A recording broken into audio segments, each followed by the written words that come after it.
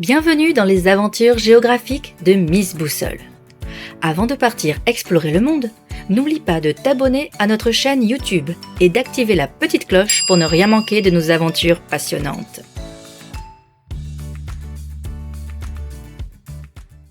Où vont nos déchets ? Pour répondre à cette question, il faut savoir qu'un déchet se définit comme un reste inutilisable de quelque chose ou un reste d'aliment impropre à la consommation ou à l'usage. En France, un habitant produit en moyenne plus de 600 kg de déchets par an, mêlant pour une grande part les déchets biodégradables, suivis du papier et carton, verre, plastique, métal et textile. Ces déchets, produits par les particuliers et les professionnels, peuvent parfois se dégrader rapidement dans la nature. C'est le cas des épluchures de légumes qui disparaissent en quelques jours grâce à l'action des micro-organismes. On dit alors qu'elles sont biodégradables. D'autres déchets mettent un temps immense à disparaître. Une bouteille en plastique peut rester des centaines d'années dans la nature et le verre jusqu'à 4000 ans. Pendant tout ce temps, ils polluent les sols, les rivières et les océans et nuisent aux animaux et aux plantes. Cela montre l'importance de ne jamais jeter ces déchets dans la nature. C'est pourquoi la collecte des déchets est essentielle pour protéger l'environnement. Elle permet le tri, le recyclage et parfois la valorisation, comme la production d'énergie ou de compost. Elle est organisée par les collectivités, comme les mairies, qui emploient les agents de collecte et veillent à la bonne prise en charge des déchets. Mais la meilleure solution pour réduire la pollution reste encore de produire moins de déchets en consommant responsable. Comment faire pour consommer de façon responsable ? Chaque année, plus d'1 milliard de tonnes de déchets sont éliminés dans le monde. Leur traitement consomme beaucoup d'énergie et pollue l'environnement.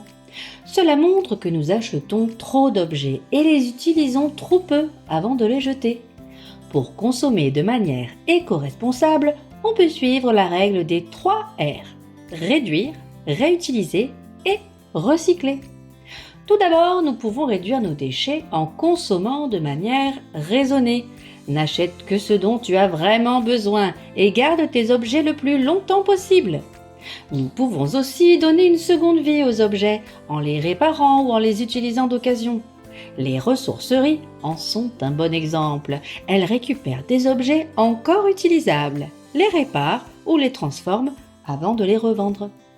Tu peux aussi acheter d'occasion dans des boutiques de seconde main ou des friperies, partager ou mutualiser certains équipements rarement utilisés, comme une tente, un appareil à raclette ou même un véhicule. Enfin, tu peux recycler. Le recyclage concerne les déchets qui ne peuvent plus être réutilisés. Il permet de récupérer certains matériaux pour fabriquer de nouveaux objets. La matière recyclée remplace celle qu'on aurait dû prélever dans la nature. Attention, ce système a des limites. Les vêtements trop abîmés ou de mauvaise qualité deviennent des déchets textiles. Dans certains pays d'Afrique, beaucoup ne peuvent pas être revendus et près de 40% finissent dans des décharges, brûlés ou rejetés dans la nature. Le recyclage, comment ça marche ?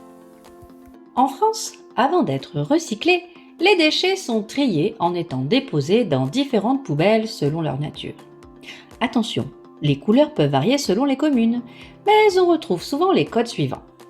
Poubelle noire ou grise, ordures ménagères non recyclables. Poubelle jaune, emballage, avec le carton, le plastique ou le métal. Poubelle bleue, papier. Poubelle verte, le verre. Poubelle marron, les déchets alimentaires ou les biodéchets dans certaines communes. Les déchets verts, direction le composteur. Et pour les déchets spéciaux, en route vers la déchetterie. Ces déchets triés sont ensuite transportés par camion jusqu'à un centre de tri. Commence alors un long voyage qui débute par un second tri. Et oui, même si tu as respecté les consignes, il reste souvent des erreurs. Les déchets passent donc sur des tapis roulants. Des capteurs souffleries ou aimants séparent automatiquement le plastique, le métal, le carton ou le papier. Ce tri final permet d'envoyer chaque matériau vers la bonne filière. Une fois triés dans chaque catégorie, les déchets sont compressés en grosses balles. Cela facilite leur transport vers l'usine de recyclage, où la matière sera transformée. Enfin, la magie du recyclage, c'est le moment où on valorise les déchets par la fabrication de nouveaux objets. Le papier est réduit en pâte pour fabriquer de nouvelles feuilles, des serviettes, de l'essuie-tout ou des enveloppes.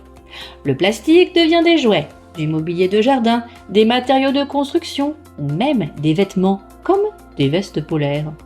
Le verre, fondu à très haute température, permet de produire de nouvelles bouteilles, pots, bocaux ou certains matériaux isolants pour la construction, comme de la laine de verre.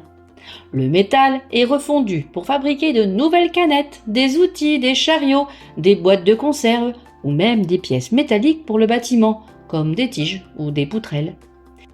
Mais pour que cette transformation soit vraiment efficace, il faut trier correctement ces déchets. Car lorsque la collecte sélective est mal réalisée, une partie des déchets ne peut pas être recyclée et finit alors enfouie ou incinérée. Et même lorsque tout est bien trié, le recyclage a ses limites. En France, seuls 60 à 70% des déchets triés sont réellement recyclés. Parce que certains matériaux ne peuvent pas être recyclés, d'autres sont trop sales et parfois il n'existe pas d'usine pour les traiter. Bref, tu l'as compris. Le meilleur déchet est celui qu'on ne produit pas. La solution la plus efficace reste donc de consommer moins, de choisir des objets durables et de partager davantage nos biens. Tu sais maintenant que le meilleur déchet, c'est celui qu'on ne produit pas. Pour en créer moins, achetons seulement ce qui est vraiment utile et partageons ce que nous avons.